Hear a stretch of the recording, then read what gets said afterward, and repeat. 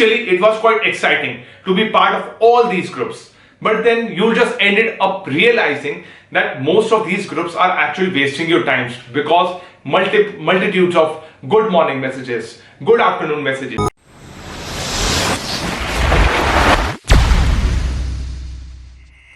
The effects of abusing free on WhatsApp. Hello everyone, my name is Bhuvanyu Sharma and welcome back to my channel. First of all, I want to thank each and every one of you for sharing your support, for showing your support, commenting on the videos, liking the videos. That means a lot to me. Coming back to the title of this video, abusing free and the effects of WhatsApp. In this context, I am talking about using internet as a means of authenticating your invalid argument or some form of spreading fake information. That's it. We are told that if we don't share this message or spread this information where we don't know the authenticity of that information or the source of origin where it actually came from, yet we look up to its sender as being someone of authenticity or someone who has actually forwarded that message as being a valid source of information. That's the message of spreading fake information comes into the play. So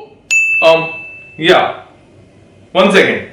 So hey guys, I just got a fake news message that UNESCO has announced India's slogan to be the best slogan of all. I actually didn't even know that UNESCO was actually creating that information, that was creating information that these are the countries that have the best slogans in the world, and India has somehow, by a miracle of God, has won. So maybe I should share this message because I am a very good-hearted nationalist. Isn't that right? Or maybe I should not? That's up to you to decide, because it is the responsibility of an individual to understand that we don't have to share any form of information that has been given to us as a means of just putting it out there and just mindlessly sharing information that we don't even know the source of, the true source of it. That's the message of this video. You see, WhatsApp as a product was intended to be a peer-to-peer communication service or a group messaging service. That was the purest intention of creating the WhatsApp product. You could message from your school friends to college mates to your work colleagues, all in the same time frame. That was the very intention of using WhatsApp as a product.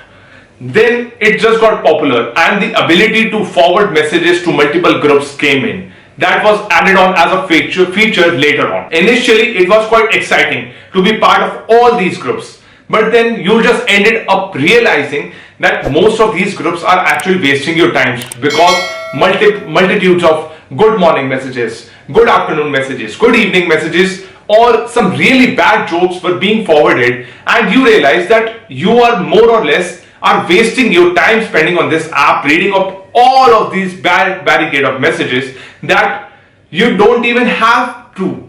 You don't actually need to read upon all the WhatsApp messages that you get.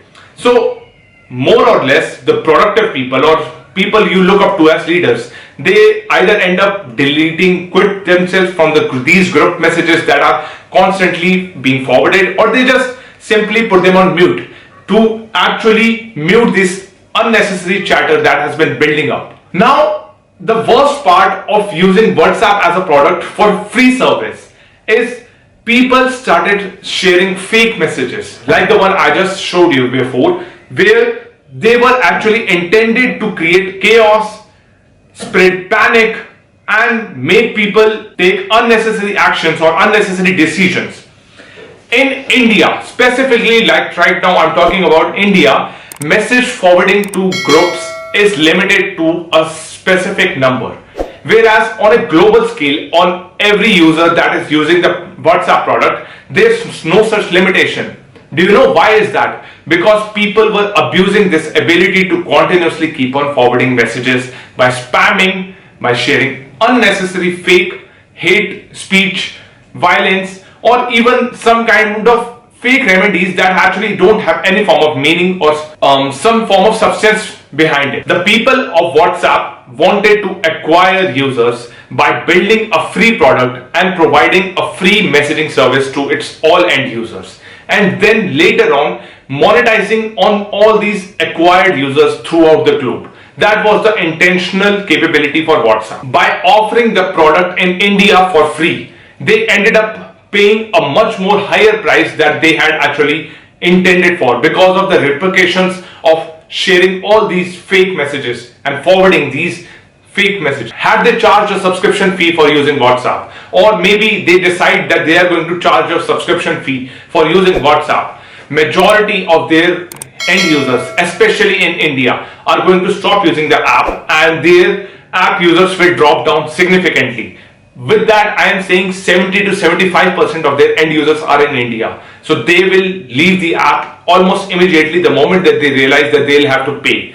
This is what something that me and my college friends were discussing, that whenever WhatsApp comes in with a message that it will cost 60 rupees or 100 rupees to actually use the app on an annual basis, how many people will actually be still using the app?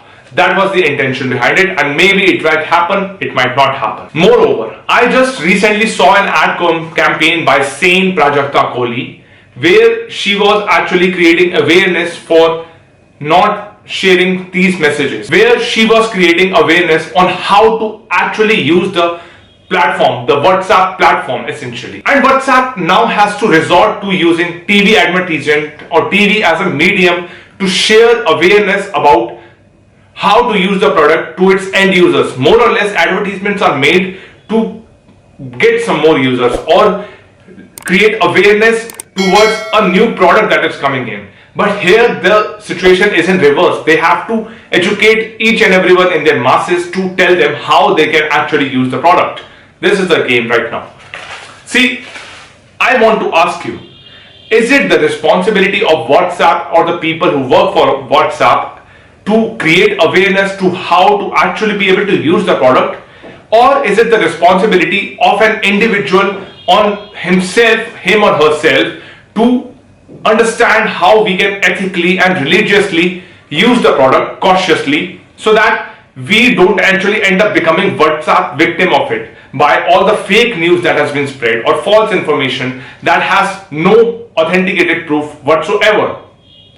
I believe that it is the individual's responsibility of oneself to actually look up to a platform and share messages which are going to provide value, instead of just blindly sharing messages that have absolutely no relevance or substance in it at all. I hope this video taught you the importance of utilizing a product to extract value from it, instead of abusing it mindlessly for all purposes. I'll see you for the next time. Don't forget, I love you all.